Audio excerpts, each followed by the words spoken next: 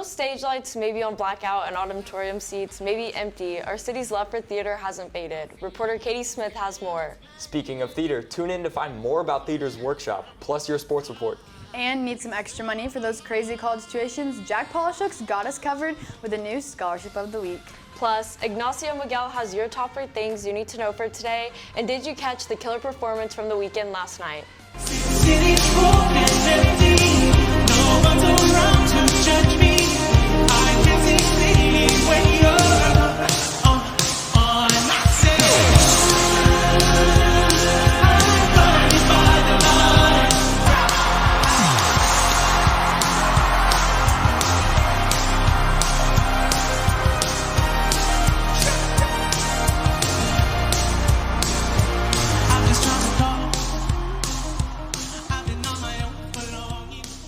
Good morning, Cedar Park High School. I'm Ella Neal, and I'm joined this morning by Abby Martinez and Luke Johnson.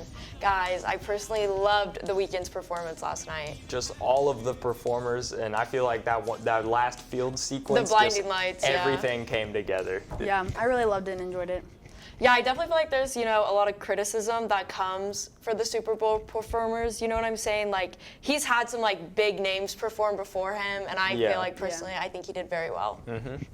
Speaking of performances, one of Austin, Texas's many charms is its rich music and theater scene. From concerts to straight plays to musicals, Zach Theater is one of the many venues that brings live performances to our neck of the woods. During the pandemic, that has looked a little different. Reporter Katie Smith has more. Actor Daniel Rowan has been working with Zach Theater since 2019.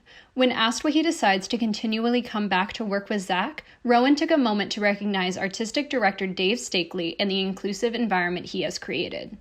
It's an incredible, inclusive place, and I think there is an awareness of other around us that he brings in. So the people that we work with at Zach Theater, it's just there's nothing like it. I've never had an experience like I've had at the Zach Theater. Senior Sydney Solberg has done workshops with the theater and enjoys going to see their shows. Not only does she value Zach's diversity and professionalism, but also what the theater does for others. All the things that they do for charities, they always have fundraisers for charities. They're always selling extra merchandise. I saw a Christmas Carol with them one year, and they had these light sticks, and if you bought one, the money went to charity. So it's all really, really nice. Daniel Rowan was part of the cast of Zach Theater's Rockin' Holiday concert in December of 2020. Unfortunately, due to COVID-19 guidelines tightening in Austin, the show had to close early. So whenever I got the call, of course, my stomach dropped for a moment, but then I thought, but also, absolutely, if it tightens, then we've got to do what we've got to do. We want people to be safe first and foremost. Even though the pandemic has caused most stages to be empty, Sydney Solberg reflects on the time as a way for her to recognize her love for the arts. It just taught me how much I really appreciate theater and how I want to keep doing it and keep being involved with theater for the rest of my life. So yeah, it's definitely made me appreciate it more. And no matter how unconventional times may be, Daniel encourages everyone to allow their creativity to live on through it all. And allow yourself to be goofy and express yourself, because that thing wants to get out. It's also important to remember that it's okay not to be okay right now. It's okay to be sad. It's okay to feel sad, to feel dragged down, to feel depressed, because it is a hard time. To find out more about Zach Theater's plans for the upcoming seasons, be sure to keep up with them on Instagram at Zach Theater. If you are in need of hours, every early release Wednesday, the theater department has theater workshops, so be prepared to get your hands dirty. During these 2 hours, you will be doing very hands-on activities. With theater now entering their UIL competition season, they are now focusing shop hours on their UIL play. You can help out by building set pieces and props, or even put your organizational skills to use and work with costumes. Technical theater teacher Colin Falk says the department is glad to offer this safe opportunity during the midst of the pandemic. In general, one of the big ideas behind it that Mirabelle and I were talking about is giving everyone a chance to have something to come out for. That right now everybody's quarantining, everyone's isolated, and this is a relatively safe opportunity for some people to still get invested in what we're doing around here. Theater shop hours are every Wednesday from 2 to 4 p.m. If you're interested, report to the Black Box or room CO3 to participate in shop hours. Up next, Ignacio Miguel has got the top 3 things you need to know for today.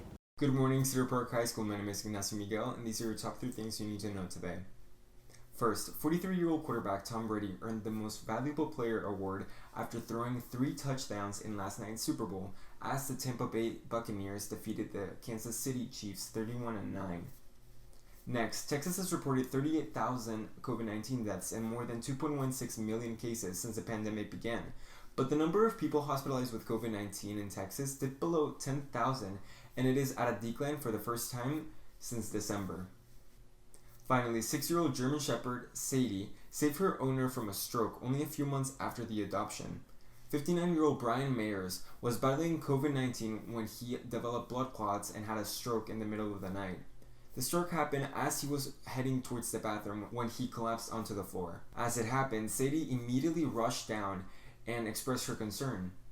Mayers then proceeded to grab her collar and slid himself across the floor and out of the corner he was stuck in. Mayers hopes more people hear from his story so that they consider adopting an animal as well.